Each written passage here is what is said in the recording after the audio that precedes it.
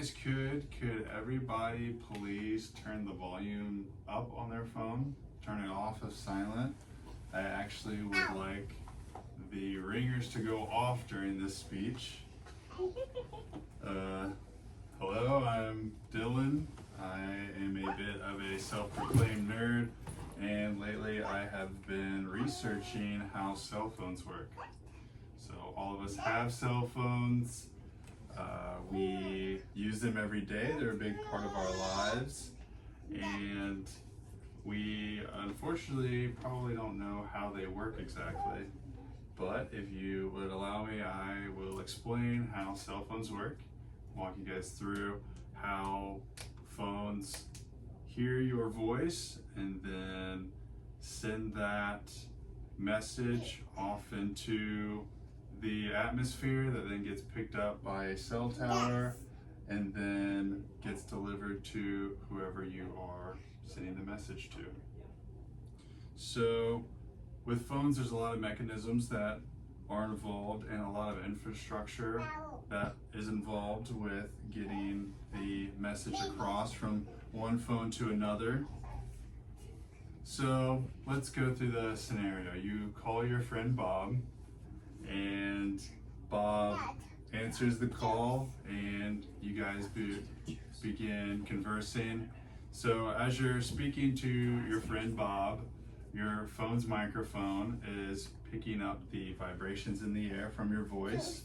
It is then taking those vibrations and turning the sound into ones and zeros, electric signal that then is sent to your phone's processing unit, phone's CPU, that then encrypts the message. The message is then sent to your phone's transmitter, who then sends out a very weak radio signal that is then picked up by a cell tower. So you can see just from phone to being emitted to a cell tower, there are quite a few steps involved. After your phone emits that weak radio signal, a cell tower picks it up. So that's why phones are called cell phones, is because the towers each get their own cell that allows for better reception. So multiple small cells will all send a signal to a larger macro tower that then sends a signal through fiber optics to another macro tower that is connected to another group of smaller towers in their own cells. So it goes from your phone to small cell tower to big cell tower to other big cell tower to small cell tower closest to your friend Bob, that then sends the signal out so that your friend Bob's phone can pick it up. Within Bob's phone, there is a receiver that then gets that small radio signal and sends that signal to his phone's processor. That phone's processor will then decode it.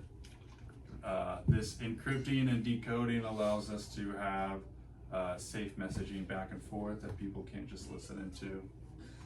Once his phone decodes it, it will then send it through his speaker and he will hear your voice. So you can see just from a simple conversation, there is a lot going on. All of this is done in a matter of seconds, and it allows you guys to chat and have a conversation. So as you can see, there's a lot of key steps involved. You have from just simply talking to your phone's microphone, to the processor, to the transmitter, to the small cell tower, all the way to be emitted to Bob's phone's receiver, and then he hears your voice. So there's a lot involved, and hopefully you guys can kind of get the picture here, and hopefully you have more appreciation for what is happening whenever you answer the phone and you say, "New phone, who dis?" All right, thank you.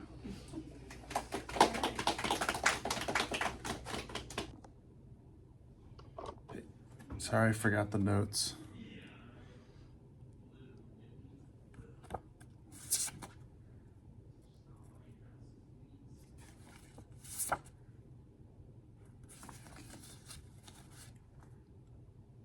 Sorry, you can't see it.